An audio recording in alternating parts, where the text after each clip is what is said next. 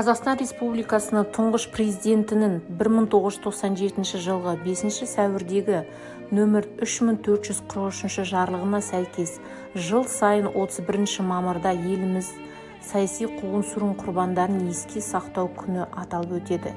Осы сәттен бастап республика аумағында, қалаларда, ауылдарда жыл сайын осындай қорқынышты оқиғаларға арналған ескерткіштер мен мемориалдық кешендер ашылуда.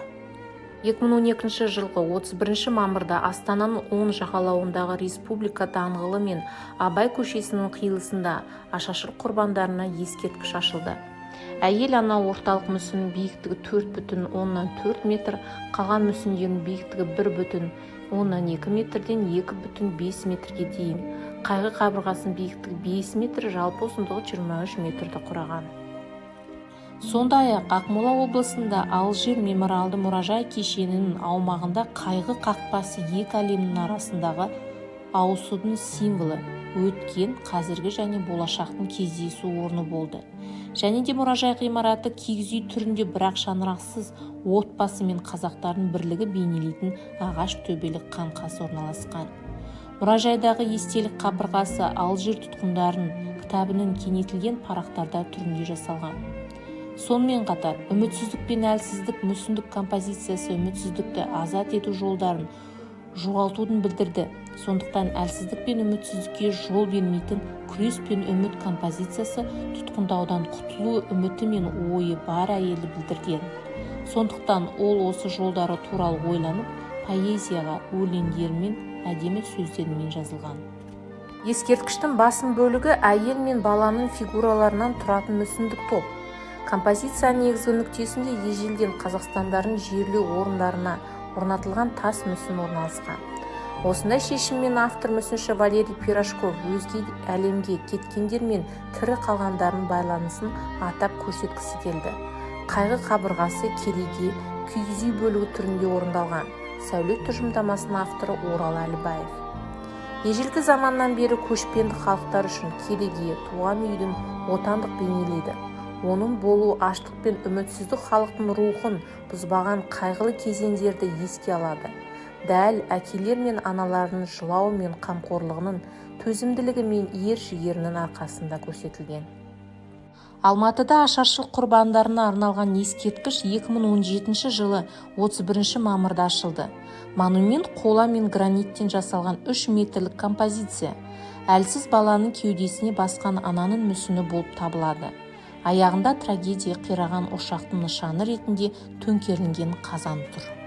Қарағанды қаласында Михайловка ауданында саяси қуғын-сүргін құрбандарын есте сақтау тарихи алаңы орналасқан. Саяси қуғын-сүргін жылдары бұл жерде лагерь зираты да орналасқан. Кейінірек нөмір 100 мектеп салынды. Ол 1990 жылдары бұзылды. Басқа нұсқа бойынша сол мектептің құрылысы кезінде жер бетінде көптеген адам сүйектері табылды. Ал құрылыс басқа жерге көшірілді. Өлгендерін еске алу үшін шағын алаң құрылып ескерткіш орнатылды. Долинка кентіндегі саяси қуғын-сүргін құрбандарын есте сақтау мұражайы Қазақстан Республикасының президенті Нұрсұлтан Әбішұлы Назарбаевтың 2001 жылғы тапсырмасына сәйкес құрылды. Мұражайға Долинка кентінің амбулаториясы ғимаратының бір бөлігі бөлінді. Карлактың бұрынғы нысаны ерікті жалданушы қызметкерлерге арналған емхана еді. 2011 жылдан бастап Ішкі істер халық комиссариатының Карлагының бұрынғы басқармасының ғимаратында орналасқан. Экспозиция алаңы 2078,645 шаршы метрді құрайды. Мұражай қорында көптеген экспонаттар бар. Карлаг тұтқындарының карталары, фотосуреттері, құжаттары, картиналары, кітаптары және жеке заттары орналасқан. Қазақстанның әлеуметтік бірлігі, ұлтаралық келісімі, тұрақты экономикасы және жоғарғы халықаралық беделі біздің халқымыздың 20 ғасырдан бастап кешкен күйзелістерін сенімді кепілі болып табылады. Өткеннің қайғылы беттерін ешқашан қайталамау үшін біз осы жетістіктерді бағалауымыз керек. Мұражай аумағында саяси қуғын-сүргін құрбандарын есте сақтау стелласы орналасқан. Ол лагерь барагының қираған қабырғасының бір бөлігі 5 бұрышты жұлдыздың айқын көрінетін фрагменттері бар. Ол арқылы тікенді сыммен оралған лагерь торы тесіліп өтетін сияқты. Қабырғаға Сәкен Сейфуллиннің «Ат, атқан қайсың, қабірім қайда сақталған деген тақтайшаға жазылып қойылған еді. Президенттің 1997 жылғы жарлығынан басқа 1993 жылы 14 сәуірдегі жаппай саяси қуғын-сүргін құрбандарын ақтау туралы Қазақстан Республикасының заңы қабылданды. Бұл тәуелсіз елде қабылданған алғашқы заңдардың бірі болып саналады.